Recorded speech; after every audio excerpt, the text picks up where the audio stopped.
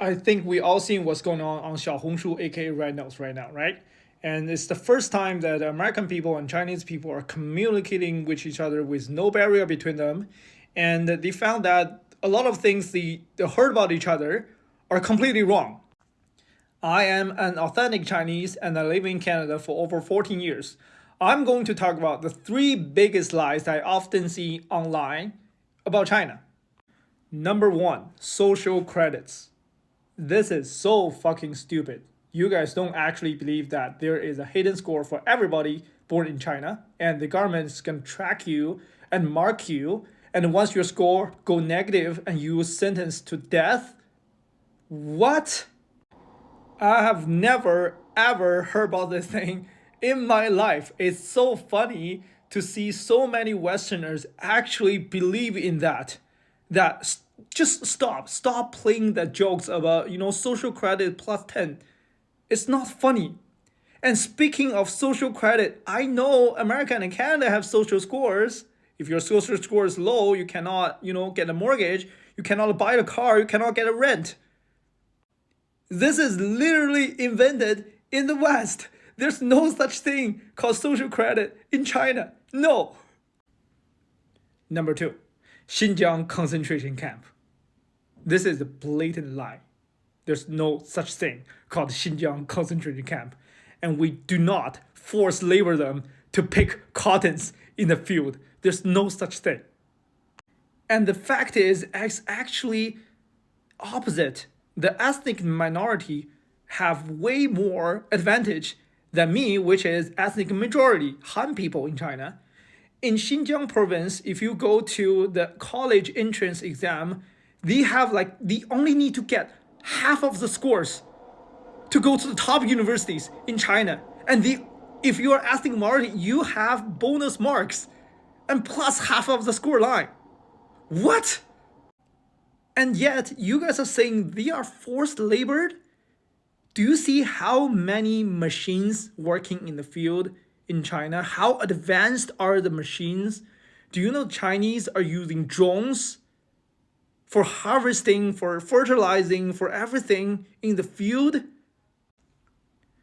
Listen, if you've never been to China, if you ever get a chance to go to China, go to Xinjiang. It's so beautiful. Things are so nice. The people are so beautiful. The food is so good. I guarantee you won't regret. Number three, China is not safe. If you're a foreigner, if you ever travel to China, you will get detained for no reasons. This is another blatant lie. Actually, China is the safest country in the whole world. Do you know that we don't really have the occupation called thieves? Because everything is going digital, that when I go back to China, I don't even carry my wallet. There's no use of cash.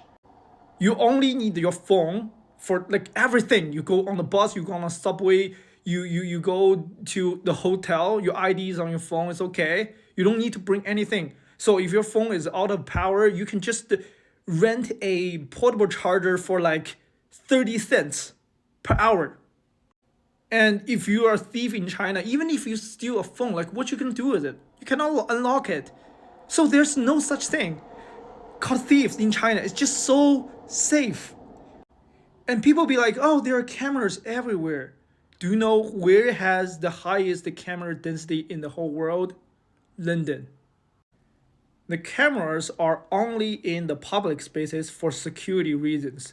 So if you're not a bad guy, if you don't break the law, why are you afraid of cameras? And I know that in Canada, if your car got stolen or car got break into, you report that to RCMP. They will just tell you that there's nothing we can do about it. Even if there's a camera and shoot everything, and they still tell you there's nothing we can do about it. And it's so safe that you can go out at midnight at 1 a.m. And the only danger is that just so many street food that are so cheap, you can just easily get fat. That's it. Sometimes I just feel like the US government are really lacking of imagination. They always blame China for things they actually did. Like the slavery and the forced labor thing ring a bell in America. And Yeah, it just happened in America, not China.